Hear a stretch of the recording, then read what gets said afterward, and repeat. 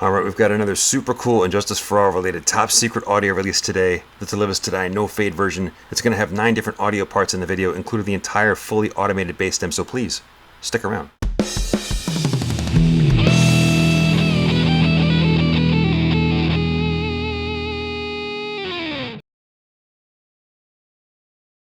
The main event. Welcome back.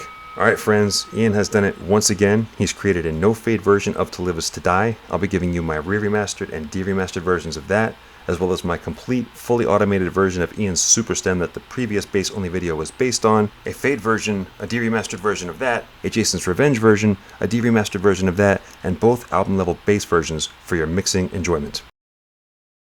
Every once in a while, I'll get some genius in the comment section who will say, you know, I like Injustice for All just the way it is. And to you I say, you can say whatever you want on my channel one time. I don't like it, you're blocked, and you never speak again.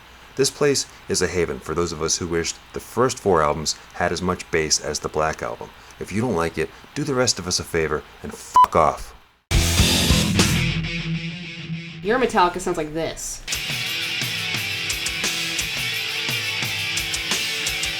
My Metallica sounds like this.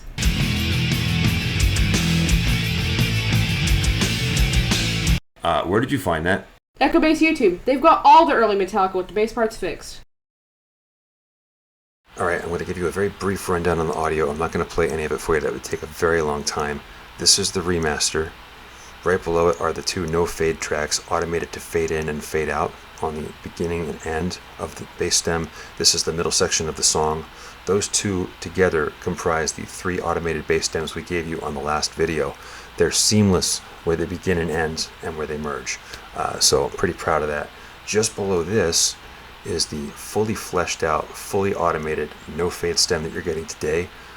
We haven't given this to you yet, but again, it's the same stems as above, just automated differently so that it doesn't fade in or fade out. Right below this is the remaster edit defaded and the looped remaster defaded.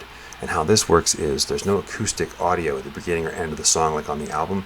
It starts at the loud section and ends at the loud section, but Ian looped the at the beginning and the down down down down at the end. And then right below that you can see we've got the looped remaster refaded and the remaster edit refaded. It's the same thing except the beginning fades in and the end fades out while the bass stays at full volume for the Jason's Revenge version, and I set the automation for both of these at -4 dB and for both de-remasters at -8 dB. And just like when we gave you the no fade version for Eye of the Beholder, the To Live Is To Die no fade version gives you the entire bass track and ensures that you can hear everything that Jason played when they recorded the track. So about 2-3 years ago, when I was working on the Ride the Lightning stuff for Season 2, there was this guy that appeared in my comments and just started asking all kinds of questions, and I thought, okay, that's interesting. And then he started correcting all of my mistakes, and I was like, well, that's annoying, but that's actually helpful because I make a lot of mistakes. And then he offered to help me, and I said, what? And ended up letting him help me with Escape. And he ended up popping out with Frequency Boost the 2 missing octaves at the beginning of the song that I couldn't get to with the separation software. And I said, wow, okay. And then he helped me out with the Call of Cthulhu. Same thing, frequency boosts, got to notes I couldn't get to. Then it came time to do Am I Evil and Blitzkrieg. And he got really pushy. And I said, wait a minute. But he ended up bringing out the high notes at the end of Am I Evil. He ended up bringing out that almost bass solo that's a complete beautiful melody run that Cliff did at the end of Blitzkrieg. And I said, wow, respect. When it came time to do Leper Messiah and Damage Inc., now mind you, these are the 6 songs that did not used to have bass tracks until Ian and I came along. But when it came time to do Leper Messiah, he had all kinds of frequency boosts that he set up. And I remember I split that thing into 100 pieces because we hadn't figured out how to do the speed up and slow down yet. And then after I'd done that, he said, wait, I got some more. And then I had to split it into 100 more pieces the second time. I was so mad. But he also helped me out with Damage Incorporated. Then I did Garage Days by myself. But when it came time to do Breadfan and the Prince, he brought out even more high notes. He helped me bring out that arpeggio that's in the middle of the quiet section of Breadfan, and he helped me bring out some high stuff in the Prince as well. But then when it came time to do Injustice for All, he took the reins.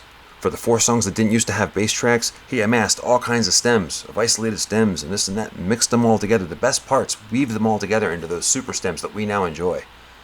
So I want you all to take a minute and say thank you to Ian, because without him, you guys would have bass covers for those 4 songs. I was going to play bass for those 4 songs. Because of Ian, we didn't have to do that. We didn't have to go that route. So everybody please say thank you to Ian and subscribe to his channel.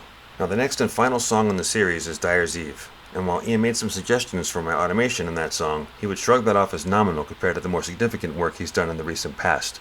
Which means To Live Is To Die is my last chance to say thank you to Ian. Thank you, Ian, for all of your contributions. You made the Metallica Re-Remastered series way better than it ever would have been had you not made yourself a part of it. Thanks, man.